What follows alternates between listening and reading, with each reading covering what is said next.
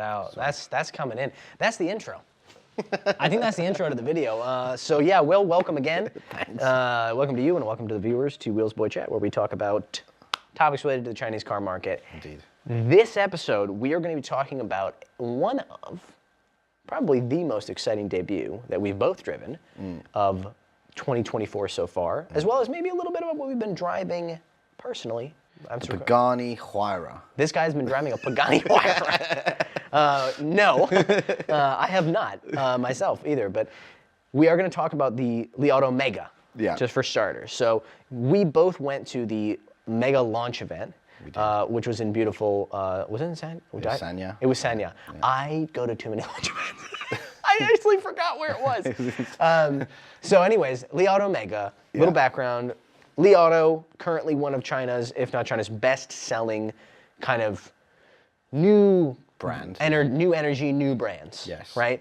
Outselling XPeng, outselling Neo, but they were doing it with EREVs. Yeah, extended range EVs. Hybrids, basically. Or range extended EVs. I keep seeing people like throwing REEVs around. EREV, REEV. Yes. Neither is great, to be honest. But either way, what was great was the customer response to them. And they sold like hotcakes by the standards of these small new companies. And then lots of other companies decided, you know what, we're struggling selling EVs, so we should also get an EREV platform on the go, right? Yes. And so a number of them have started also selling EREVs. The growing trend and growing amount of voices saying that actually, guys, it's PHEV, it's a PHEV revolution is a topic for another day. But it is a good one. The Mega, however, unlike their previous models, is pure electric. Their first, yes. So their first pure electric model, a wild-looking MPV with styling that is borderline dystopian. Yes, it's very futuristic and sci-fi-ish. Sci-fi-ish. If you ask domestic audiences here in China, they'll tell you that the new meme now is it looks like a coffin. Yeah, but don't say too much about that because apparently Li Auto was looking into legal action against. So what I was saying was quoting someone else, and you can't get in trouble for that legally, but that was, you know, that's the thing that people were saying. I personally don't really see that. No, I don't know if that's a cultural thing. I don't know if Chinese coffins look different to Western coffins, but I don't. Based on the photos I was shown by people, it was like, here's the Li Auto, here's the Mega, here's a coffin. And I was like, looks like a coffin that I've seen before. It doesn't really look the same. But regardless, in order to avoid any sort of legal action being placed against us, let's just continue by saying that I am quite a fan of the design. And the real thing about the exterior design, in addition to looking wiki wild, is that it has an incredibly low, not just for an MPV, but for any vehicle, coefficient of drag, which is? 0.215. You nailed it, you passed the test. But when we saw it in the wind tunnel, it was 0.2145. Oh, really? Yes. When they did it for us, they got to 0.215. So this is actually funny. This is a little like behind the scenes. Will and I also, we both went to, on separate days, sadly, to city of Chongqing. For a preview event for the Mega. Basically, Li Auto said, this car is so amazing, there's so much to talk about, that we want you to come, at the time it was going to be weeks or a month before the actual launch event to see it. We'll have the designer talk to you, very nice guy, shout out to Ben Baum. And then we're going to like give you all the insight, we're going to take you into a wind tunnel in this test center. So the whole point was, you know, they're making this fabulous claim. They're like, no, we're going to prove it to you. Right. So we're going to take you there.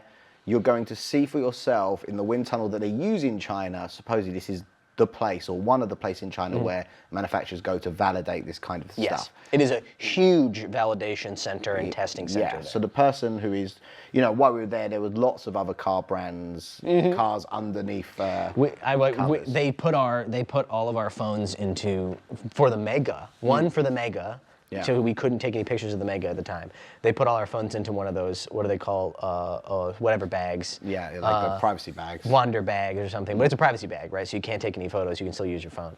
And one of the other reasons was because there were so many like test vehicles and vehicles being crashed and stuff that were in this big parking lot nearby. But they went and showed us this, and that we were able to see in the wind tunnel, right? It in action, big number on the screen, 0.215, and there was a collective gasp among the audience that I was with. And so that's pretty amazing. It's lower than a Porsche Taycan, lower than a Tesla Model 3. Yes. And it is the lowest drag coefficient for any MPV. Yes. Currently in existence. Or probably any car that size anyway. Right? I would say so. Yeah, there's been just a spate. There's a couple of cars now that have gone under 2.2 recently. Under point, you mean 0.22? Yeah, under 0.2. There's 0.2, a couple of yeah. sedans that recently came out. And, Galaxy E8. yeah. And then the Hyper GT is under there too. I think there's another one then. I think, is it Hongqi? I can't remember, but Maybe. somebody's just put out one, yeah. But Arc Fox. Arc Fox. Arc Fox just put out one, yeah. It's a lot easier to do in a sedan, right? Yes. But anyway, so exterior styling aside, the Mega, let's go over the interior first because it's interestingly, compared to the exterior, it's arguably the, quote, least interesting part about it. Yes. And the reason it's the least interesting part is because it looks like, or very similar to the interior of their wildly successful L series. Right. L7, L8, L9. Yeah, which I can understand. Like, when I did my video, I made fun of this, that, you know, car reviewers weren't particularly happy about it because we like new and shiny things to talk about, right? But it's hard to deny when you are selling so well this vehicle with that interior and people go, we love the interior, to then go, we're going to ignore our customers. Right. And we're going to do something new in the hopes that they're going to like this as well, right? Right. So you can call it a safe option, you can call it a smart option. You know, they've been kind of dragged over the coals for it. But ¿Por qué no dos? It's both, right? Yeah. Why not both? It is, we'll go over some of the specs really quickly. So I mean, we do mean it is, on paper, very, very similar to especially L9, the flagship SUV. So it's twin 15.7-inch dual G4 OLED screens. Yes. Super high clarity, it's got a high performance 8295 processor from Qualcomm. And the rear, it's got a 17-inch. 17-inch, thank you. Yeah. But it's an OLED screen. Yes, it's the same 4th gen panel, 3K. Right. With Dolby Vision. Dolby Vision. 15.7 inch is the one in the L9. Yeah. I mean, what's a... Right, so it doesn't, the difference is not hugely noticeable. A quick aside, well, in a moment we will take a minute to, once we've gone over the thing, to talk about competitors. So the interior space is probably the other really huge highlight. So the number that it's absolutely cartoonishly massive. So the number that they talk about, which is really helpful, is they say more leg space in the second row than a long wheelbase 7 Series. Yes. I said an i7 in mine because that's the one they said. That's originally what they said. Right, at the Chongqing event. Yes, they did. They kept changing it, and they realized, oh, we can get away with saying a long wheelbase 7, so yes. let's do that. And then the third row legroom is as big as a long wheelbase 5 Series. Which if you don't know, like, because in China, long wheelbase, like pretty much all the ABBs do it. The Audi, Benz, and the BMW, and they're basically almost the size. So like a Mercedes E-Class L is nearly as long as a standard S-Class. Right, and so like if anybody's watching and thinking like, what the heck do you mean a 5 Series long wheelbase? That doesn't it only exists in China. Yeah, think about like a regular 7 Series in your country, and it's somewhere near there. Right. It's nearer to that than it is a normal 5 Series. And that's the third row. Yes, that's a third row. It's insanely a sane amount of leg room to be sat in a third row. Yes. And it's not that, it's also the width of it as well. It is absolutely huge. Yes. Laterally, like your shoulder room, your hip room and stuff. It feels like sitting in the second row. Yeah, and then the second row also underneath because obviously the second row has like captain seats. Right. It's got a cutout in the bottom for your feet to go under in the third row. Absolutely, as well. and leg rests. Yes. Right. No. But in the third row, behind those second row seats. Oh, sorry. It's got a cutout in the bottom for your feet. Yes. Like a tunnel for your feet. There's a place to put your feet, so you can genuinely. I'm 5'9", 1.75 meters tall. You're a bit shorter than I am, and we are back there like. Yeah. Do you know what I mean? I feel like an 8-year-old back there in the backseat of an Explorer. For like a couple of hours. Right? Absolutely. I mean, I'm sure I'd rather be in the second row, but yeah, because it's got 16-point massage in the first and second rows, heated and cooled, or heated and ventilated. Heated, by the way, obviously meaning leg rests, arm rests, bottom and back, and calf. The leg rests. And so. Interior-wise, that's kind of the gist of it. Yes. Very impressive, but not wildly different than what we've Yes. seen from them before. Right, yeah. Which was probably It's a very functional interior. extremely. It's meant, you know, Li Auto have one sole purpose, and that is family-orientated vehicles. Right. And it fits that brief, I guess. It's got the fridge as well, you know. A little factoid about the reason why the fridge goes up to, I think it goes up to 50 degrees. 50 degrees Celsius, about Because- 132 Fahrenheit. Because when you store baby's milk after you've made it, Oh. that's supposedly meant to be the temperature. So originally it was meant to be like 40 degrees, and someone pointed out that like baby's milk or formula or breast Right. milk needs to be stored at like 50 or something like this. It's the And ideal drinking temperature for the Well, it's baby. the ideal, like I believe, storage temperature. So they upped it. maintain So the they nutrients. could, yeah, and that's a real compressor fridge as well. Yeah, it's not Yeah. it's not just an air-conditioned thing. Some of the other ones, they have fridges, but they're not compressed. So when it's like super hot, when it gets like 40 degrees, it won't be able to keep stuff cold. And if you're keep it running up. at 0 is your minimum, then, you know, obviously it's going to be a little bit higher. So let's talk about the other thing that's mega impressive about the Mega. That was not on purpose, and I'm embarrassed about it. This is their first, Li Auto's first pure electric vehicle, but they brought the big guns, didn't they? So Yeah. we're talking 800 volt architecture, Yes. charging architecture, 103 kilowatt hour. Kirin, I know the Chinese cheating. It's actually 102.7 kilowatt hour Oh, chilling battery. sorry, 102.7 net. Kirin, I believe they call it. Kirin, the yeah, Kirin. Kirin. Which they got some pushback about that, Cattell, didn't they? Because it's a Japanese word. Yeah. Don't do that. Yes. So, So anyways, that's the pack where basically you've got the rows of cells, and in Li Auto's ones, they've got full plates for the air cooling between each Yes. rows of cells. Right. And if they can detect a cell temperature getting higher, then they can direct more fluid down that row. it allows for cool down. more, because again, they talked about this when we went to the Chongqing pre-launch thingy. Yes. I was really sad they didn't have the battery model at the actual As was I, because it was really media cool. event. Yeah. So that the key thing with the Qilian or Kirin battery pack seems to be the ability to cool. Now, why is cooling important? Obviously, cooling is important for efficiency for the battery, getting the battery both up to the temperature it needs to be at to be optimally efficient, and then also getting it back down to that. And keeping it, And yeah. keeping it there, especially when you are charging. Fast charging, but it's also keeping that constant across, right? Right. Yeah. So across normally when you watch so let's talk about the big metric that matters for this battery, which is Li Auto not only claims, but we both saw Yes. it charge. That's not fair. I'll tell you my experience, you tell me yours. Okay. They say it can charge 500 kilometers of range, CLTC, of course, you get it China, right, go on. China's domestic. In right? how long? A little under 14, or around 14 minutes, I got Oh, you did. I did. I got from 11 to 84%, like 11.7 to 84%.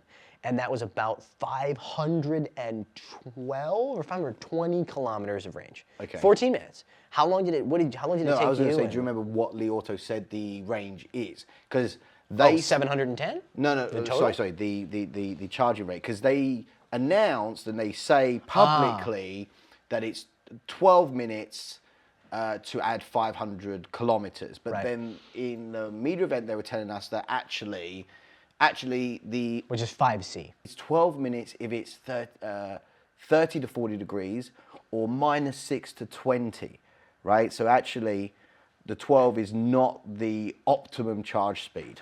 It's supposedly. basically the equivalent of a manufacturer like Porsche being like, hey, yes, our engine makes 500 horsepower. And we say that it means it makes 500 horsepower at the top of a mountain on the hottest day Yes. on Earth. Yeah. Versus what its torque is or power is in optimal conditions. So My experience, I didn't measure precisely, but it was like we were just under 9%. Sorry, just under 10%, and we went up to 80%, and it was right around a 10-minute mark. right, 10 minutes. 10. Multiple media that were there got well under 12 minutes Yes, for 500 yeah, kilometers. well under the 12-minute mark. Well under. So it's legit. I 11 consider that legit. Now, caveats. Obviously, like any other manufacturer, this is the same for any charging infrastructure. Yes. It's if someone else is charging, Li Auto superchargers, right, are the Yep. fast charging ones. They're fastest, most up to date. 5C level charging. So one of those, that's gold. They'll have gold ones. That's a gold color. Then they'll have the gray ones next to it. Silver Sorry, one. silver. Yeah. That are 2.5C. That are 2.5C. Yes. And so, do we want to take time to talk about what C means? So C is just like how many cycles it can do in an hour. Right. So essentially, what you do is you take 60 minutes or an hour and you divide by the number of C. So, for example, 5C is 60 divided by 5, which means 12. Yes. So 4C is 60 divided by 4, which is 15. 15 minutes. So it means you can recharge a battery four times in an hour is the idea, or charge it within its peak rate, right? Which is normally 10 to 80% nowadays. Yeah. Right? Yeah. So, anyways, those are ones that are used for stuff like the L series cars, which are plug-in hybrids essentially. Yes. If someone is using one of the there's only one charger, there's only one gun on the supercharger. Yes. But if someone is using one of the nearby 2.5C chargers, Yes. you're not going to get the max. You're not going to get the peak charging. Not at the moment. And that's not to pick on Li Auto, because that's true for every Tesla supercharging station too, and they charge up to 150. Yes. Right? Yeah. Now, Li Auto did say to me that there may be plans later to upgrade the amount of power going to the overall stations, and therefore they might be able to mitigate some of that. But right now, the reality is that, yes. Yes. And so, from charging perspective, it's the fastest charging EV in the world at the moment, right? Yes. I mean, the fastest charging production EV, certainly. It's so fast that they have 2 decimal places to show you as the... It is really funny. Yeah. I'm sure we've got footage. If you guys haven't seen it already, they'll put it up, because they do it. He means like the battery, the state of charge doesn't just go 11, 12, 13. It goes 11 point and then 2 decimal places. Yes. And so you can watch it go, and it's quite very, very satisfying. So let's talk a bit about how it actually drives. How about I put it this way? Is there anything about it that you were surprised? No. Yeah, no, me neither. That's not a bad thing. No, it's not bad. It's one of those things, though, like, they're consistent, right? It's not a bad thing, right? And it's an MPV. Like, I wasn't expecting huge driving dynamics over and above them to claim things like it's more comfortable, right? But, I mean, that's very hard to kind of... If you're not driving side by side, back to back over exactly the same road, right? It's very hard to know these small differences in. The issue for us in every review, right, is I can say, like, I feel like this is, if you ask me, like, oh, does this car drive better than that car? And say, well, the one of those cars you mentioned I drove a week ago. One of them I drove a year and a half ago. Yes. And the honest answer is... Go watch what I said at that time. Yeah. But keep in mind that I didn't drive the other car at that time. So, I would say, nothing super surprising about it. Let's talk a bit about the specs. So it's a 400 watts, Kilowatts. right? Kilowatts, sorry. Yeah. Watts would not be impressive. It's got the power of a toaster. So it's 400 kilowatts, or around 550 horsepower.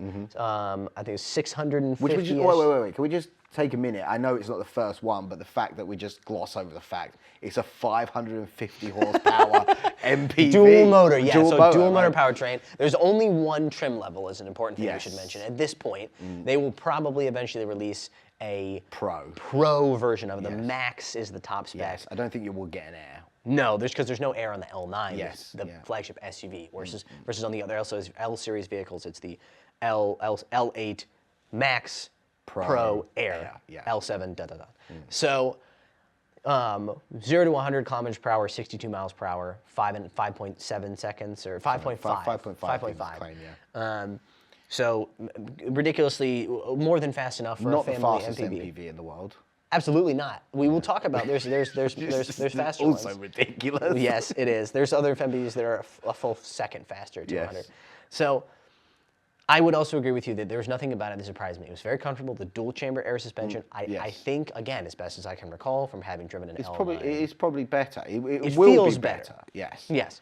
Now, the L9 for 2024 also gets the upgraded air suspension. So it's now a moot point. It is. Buying the old one secondhand. It is. And so, dual chamber air suspension, CDC. The body control was pretty good. Body control was pretty good. Quite a lot lower than I thought it was going to be. It is pretty low, and the weight is really low because of that huge battery pack. Yeah. So, driving impressions are good. Now, that brings us into let's talk about some of its competitors. So mainly there's two that I want to talk about, one of which I've driven, one of which you've driven. So why don't you talk a bit first about the 009. And 009, you mean the MPV that is as fast from 0 to 100 as a Ford Focus RS? Yes, the Zeekr 009, which has a dual motor powertrain making, it's 400 plus kilowatts? Because it's not that much more than the Mega. No, it's not, but it's... I honestly think that Li Auto could make the Mega faster to 100. So the Mega's got like quite an efficient powertrain. It's 15.9 kilowatt hours per 100 kilometers, yeah. So, yeah, the Zeekr's definitely, for some reason, they went with the idea of more performance or power. I mean, it's kind of ridiculous to drive. It's funny. It's so funny, right, to pull away at the lights at that kind of speed, but completely unnecessary in an MPV. Utterly.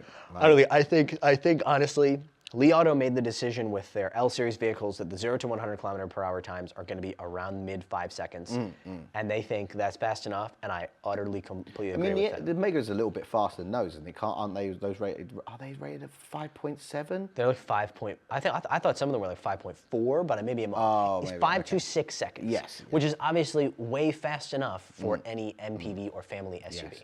Yes. So the Zeekr 009, right? So. I wouldn't say it's traditional styling, but it's definitely more. Hold on a minute. You wouldn't say that it's traditional? No, but wow, what a bold statement. But his profile is far more, this kind of 3-box. Yes. MPV, like an Alphard, I would say, it's almost more like your American kind of MPVs with those kind of square Toyota bonnet Sienna fronts. and Odyssey and stuff. I don't know. Like, do you remember the old school ones that were made from vans, basically? Oh, like a Chevy Astro.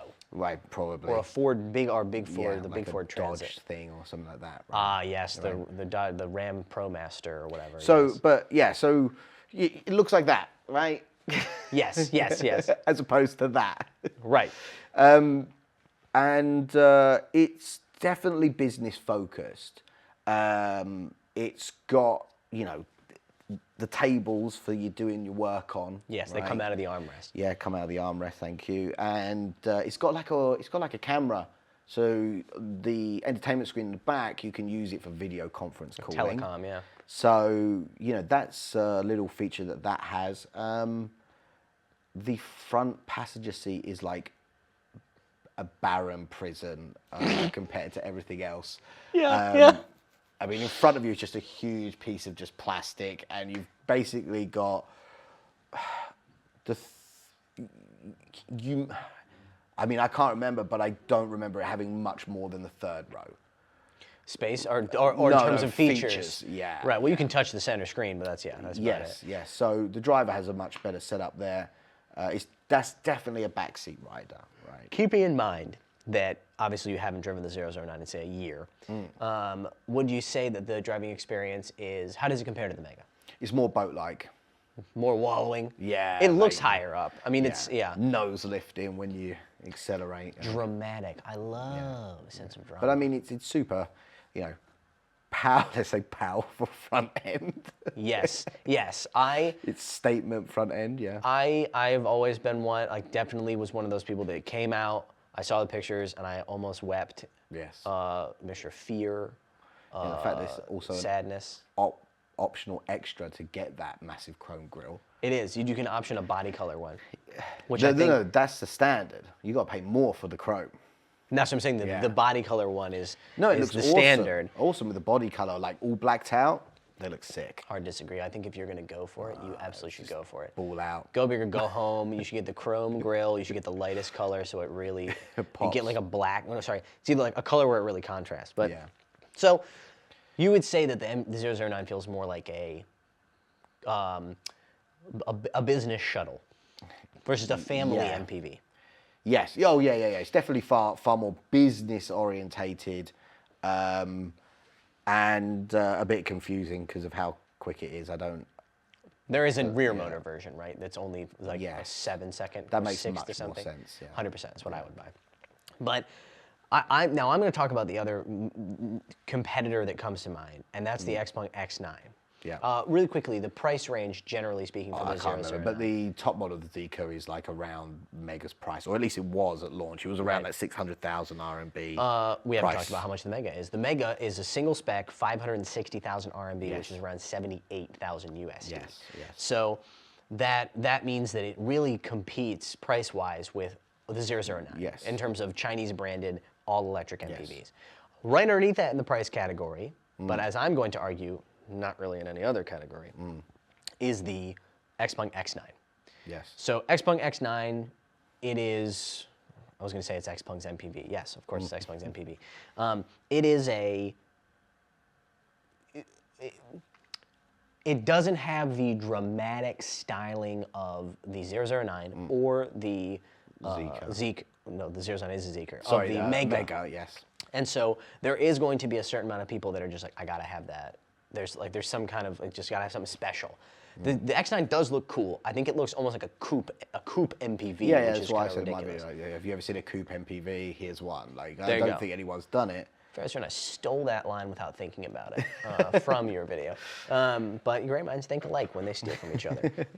And so the X9, interior-wise, I would say it's more or less on par with the Styling-wise. Styling-wise, I don't yes. think material-wise, I wouldn't agree. I actually think okay, the fair Megas point. The materials Mega are probably better. There is more plastic going on in parts of the X9. It's not egregious. It's No, just well, because it costs about $15,000.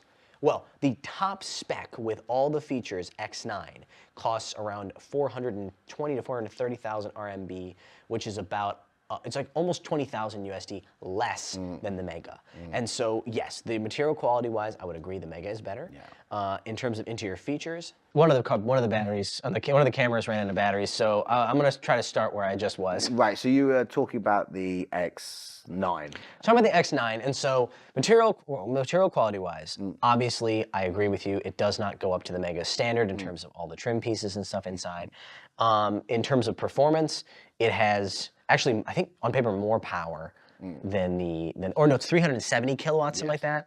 0 to 100 is 5.7 seconds. That's slow. Oh, it's dog slow, right? Duh. And we're very serious about that, and we're not at all kidding. We think it's just terrible, but so more or less very much on the same level as the Mega.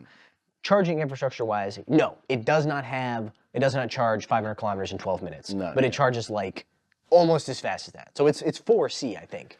Is it 4C? Well, let's just put it this way. It's at least 3.5. It's at least 3.5C. It's not one of those things where we're talking about a night and day difference between charging speeds. And if it's 3.5C as well, that means that there's plenty of chargers from third parties out there right now.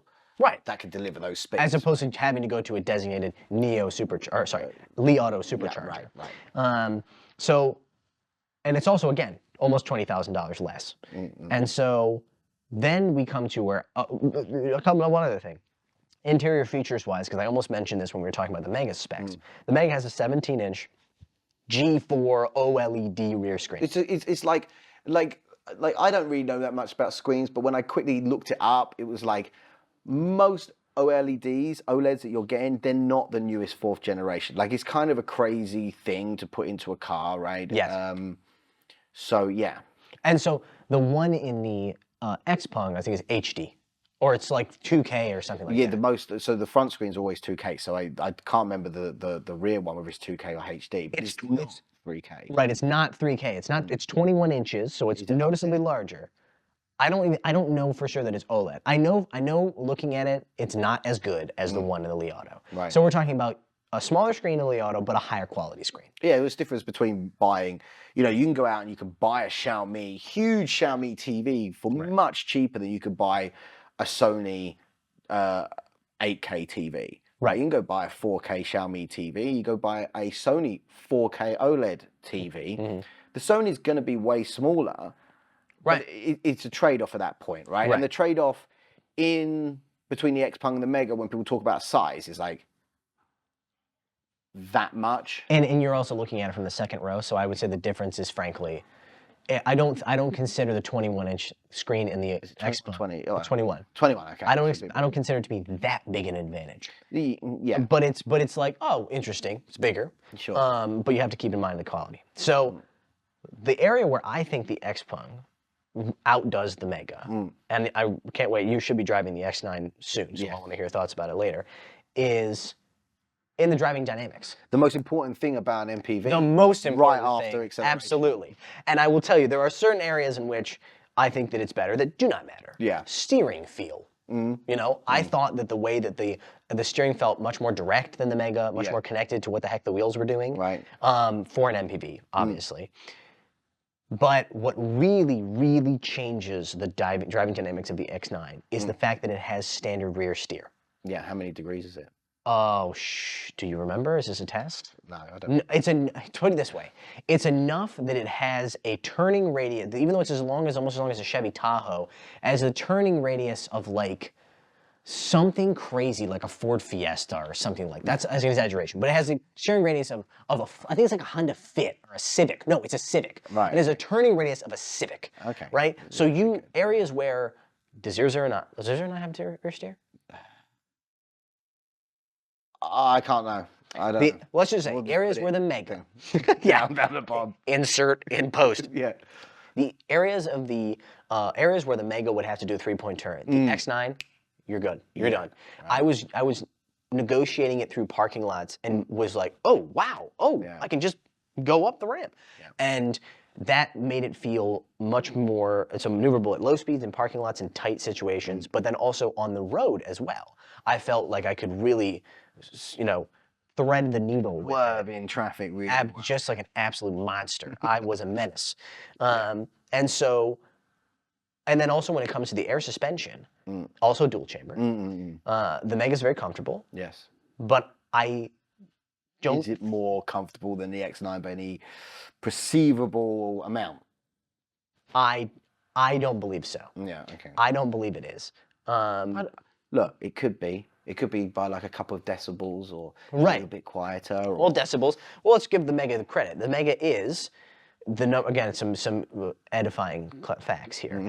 The Mega is the world's quietest MPV. They say. They say that the third row, NVH, right, noise, vibration, harshness, basically the sound levels, are lower than the second row of a Maybach S-Class. Right, and the only reason that row is, by the way, significantly louder than the second and first row is because there is no acoustic glass on the back windscreen, right? Rear windscreen. Right? The only piece of glass in that car that doesn't have dual pane. Even the overhead is also. The huge overhead glass is dual pane, and all the side and front glass is dual pane. Yeah. Or double pane glass. So no, I don't think the X9 has the same levels of that. No. But are that many customers going to drive it and think, gee willikers, it's loud in here? I don't think so. So, I mean, my retort to most of this online is that I don't think, are you really cross-shopping a vehicle that's $15,000, $20,000 less expensive? It's a fair question. Right? Like I completely agree, and I understand when people say, I agree with it's better value for money, and that you get many similar features for a lot less. Yes.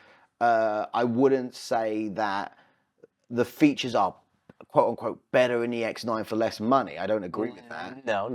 Sure, the gravity sofas, they're cool. Oh yeah, it does have zero gravity reclining. You can only get them on the top model though, and you have to pay extra.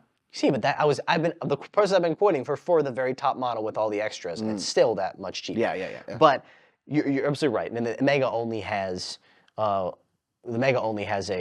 reclining seats. It doesn't have the bottom doesn't tilt up. Yes. So I agree with you there. Yeah. It's somewhat similar to. It's not exactly the same, but I realize there's a certain amount of the same argument people have. It's like, well, why would you ever buy a BMW X5 when the Ford Explorer is just so nice? Yeah, and it's exactly. Like, nobody. Why would you buy an Audi A6? It's basically a VW Passat. Right? Like Yeah. Right? So like we know that, for XPeng and the G9, they pushed up their pricing and that was a little bit hairy for them. Li Auto has pushed up their pricing over the L9. So let's talk about that. Just to wrap up this whole discussion really quickly. Let's talk about the very early market response. In addition to the conversations about maybe it looking a little bit like a coffin to certain parties, not us, but certain parties.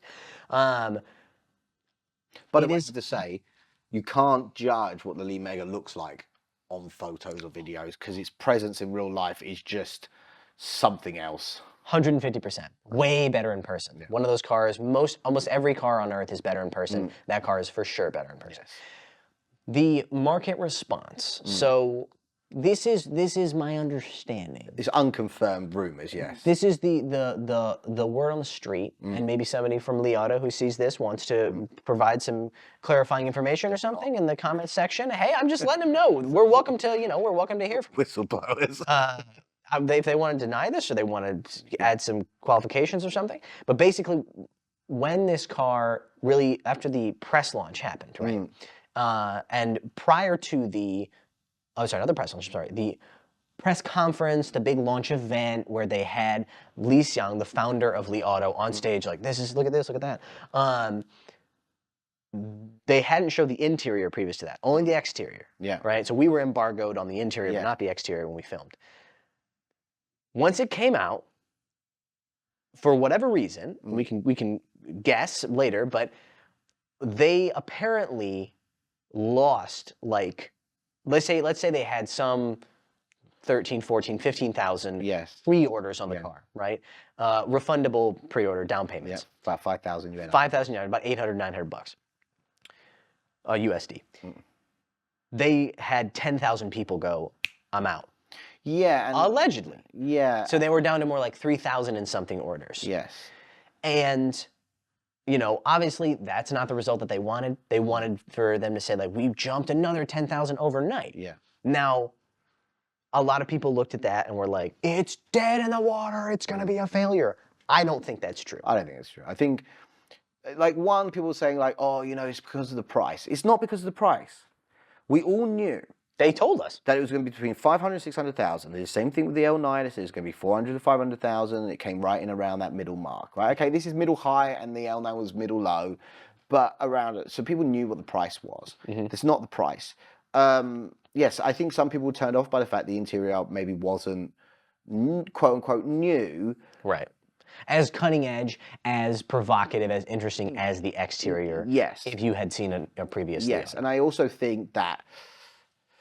You know what? I think also car reviewers are somewhat to blame because the way we like to talk about things, we like whatever is the newest, shiniest toy on the block that's got some fantastical, oh, look, the seats fold back. That's way better than the seats folding forwards. And it's, and then when it does, the X9's got more space in the back. It's like, when are you carrying 2 people in the second row and then needing 2,000 liters of space? Like, how many bags do these people have going to the airport? Like, yes. I get it. Yes, on paper, yes, it beats out that, but we're playing top trumps here, like practicality. So I think once it's in showrooms and people start walking around and getting in it and driving it, I think they may sell some. The screen is a good example. As you said, yes, people go like, well, the screen in the X9 is bigger, but the quality of the screen in the Mega is much higher. Yes. And you can really see it in person. Yes. And the design, as we said, of the Mega in person is very different than the one in the pictures. So I think that will be to its advantage. So we should say, Li Auto really, they went hard and said that they want to be the best-selling vehicle over 500,000. Yeah, so they want to beat the X5. They want to be the BMW X5 long wheelbase, which is the China market one, right? And China-made one. And yeah, they want to be that, which means 8,000 to 10,000 units a month. It's hard. Which is very hard. It's very hard to do. Ask someone like Hi-Fi. Yeah, exactly. Who's in that price range? But I think, like, we had a discussion before, and I said to you, look, if any other one of the startups came out and said this about that car, I would laugh in their face. 100%. I'm sorry to say it, because there's been big promises made about, cars and how many they're going to sell, and they haven't done it. Li Auto so far has been the only one that's made very big claims of how many units they're going to move of models and actually done it. Right. They sold, was it a 300,000 or 400,000 units last year? Yes. Yeah, 400,000.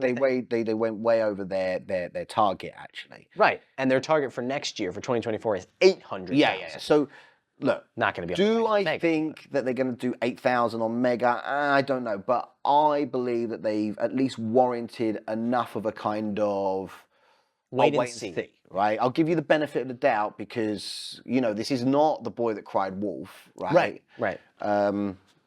yeah, so you know, best luck to them, to them and XPeng as well. You know, because they both make great products, and you know, they both deserve to do well. I think if people want them, then they'll buy them. The market will decide, basically. And so yeah, I would say I support what you said there, and I think that if I give Li Auto, they have enough of a track record in recent times that I am willing to give them time to find their market with this car, and I am not prepared to go like it's dead on arrival, which a lot of people did, and I think that's extremely premature. And for Li Auto, it goes more than just the Mega. What the Mega proves is that they can make a half-decent EV with a decent efficiency EV powertrain, with good charging tech. So, you know, moving forwards, we know they're going to release more EVs. And the Mega proves that they do have the technology, because some people were talking about, you know, Li Auto only makes extended range EVs. They don't have the ability to make an EV. Well, I mean, yeah, they do, and they can make a pretty good one. They can. So I'm excited for the L6. Essentially, as a final note, as a teaser, basically this year we know that they're going to be releasing, it's like 3 new models in addition to, not including the Mega, 3 new models. And I will say, I'm calling my shot based on everything I've heard. I think it's just going to be EV versions of the L7. It's going to be, there's the L6, I'm sorry, which is their entry-level SUV, which is pure electric. I think that's going to absolutely eat up the market. I think it's going to be gangbusters. And then there's going to be I think they'll also release an electric version. Sorry, in addition to the Mega and the L6, there's 3. And then they're going to, I think, just do an electric version of the L7, L8, L9. Yeah, I heard something like M9, M8, and M7 were, quote-unquote, the rumoured things. But I hope they're not just literally we remove the battery and engine and we put in a larger battery. Right, and maybe, but at the speed, it almost feels like that might. From what I learned from the designer and from other people at the company is that, like, they say that, oh no, our EV cars, I think are going to be the EV versions of these other cars are going to have radically different styling. Yeah. Do I believe that? Well, it might just be exterior. Right? Right. Oh, it will just be exterior. It will be exterior. But yeah, so we can look forward to that. Everyone who's watching should obviously subscribe to our various channels, and they can look forward to our reviews. You may very well be doing some of these for the Wheels Boy channel, fingers crossed. But thank you for a lovely discussion.